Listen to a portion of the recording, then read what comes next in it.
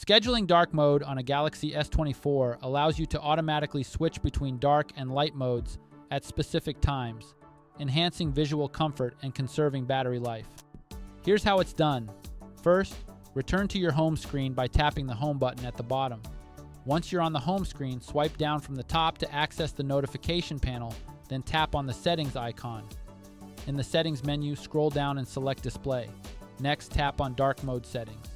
Toggle the switch next to turn on as scheduled to activate the scheduling option. Now tap on custom schedule. In the set schedule section, you'll see two tabs, start and end. Begin by tapping on the start tab to choose the time you want dark mode to activate automatically. For instance, you might set it to start at 8 p.m. Then, tap on the end tab to select the time you want dark mode to turn off, like 7 a.m. Once you've set your desired times, tap done. Your phone might switch back to light mode, but when the time reaches 8 p.m., dark mode will automatically turn on.